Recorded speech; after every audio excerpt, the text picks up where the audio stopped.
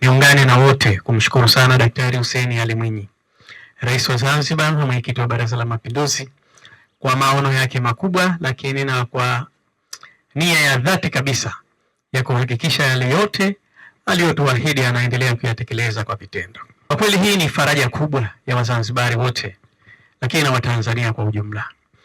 Na mimi nichukue nafasi hii kuwashukuru sana wenzetu wa Wizara ya Ujenzi, lakini na taasisi zote hizi zinazohusiana na masuala ya bandari, lakini pia na wenzetu wanaohusiana na suala zima la nishati hii ya mafuta, kwa mashirikiano makubwa na kampuni zetu hizi ambazo zinasimamia hapa, ndugu zetu wa United Petroleum pamoja na Zanzibar Marine na kampuni nyingine nyingi ambazo zote zinashirikiana kuhakikisha kwamba kazi hii inatekelezeka. Kwa kweli ni faraja kubwa. Mimi binafsi naendelea kupata faraja kubwa, naendelea kuambia wananchi wa Zanzibar wategemee mambo mazuri zaidi yale ambayo Mheshimiwa Daktari Hussein Mwinyi aliahidi.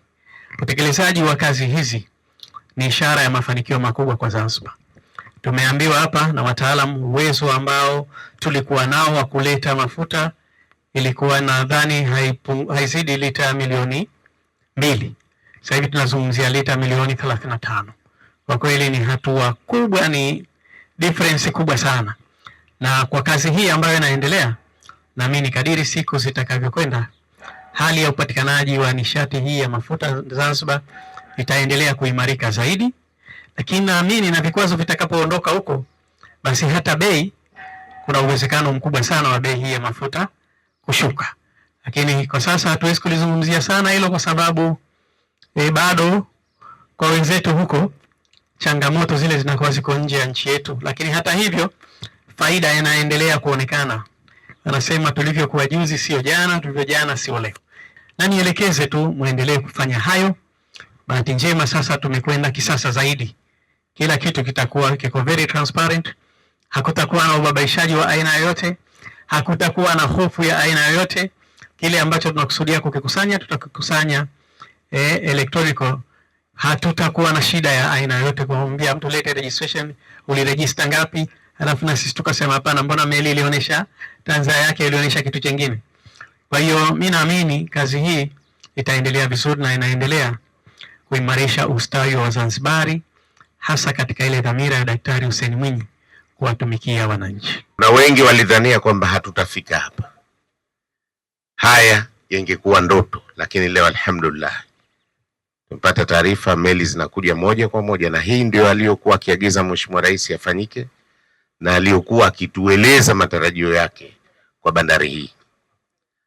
Lakini mheshimiwa, hapa pia pana bandari ambayo tulikuwa ikizungumzwa miaka mingi sana. Alhamdulillah inaendelea kujengwa.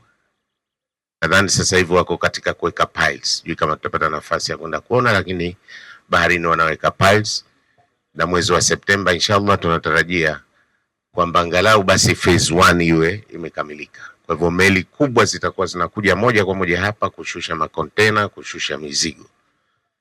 Lakini sasa hivi tunafikiria kuwa na chelezo hapa na mazungumzo yanaendelea. Ni ndoto ya Mheshimiwa Rais inatekelezwa kivitendo. Lakini huko mbele, kwa hali hii ambayo mheshimiwa tunaiona, ile dhamira ya kuwa na bunkering na kuwa hapa sasa ndio transshipment hub itakamilika mheshimiwa. Mbali ya kuwa na eneo la uwekezaji ambalo litakuwepo katika bandari hii, haya yote sasa hivi mwanga tumeshauona, matunda tunayaona. Tunawashukuru sana sana sana mheshimiwa.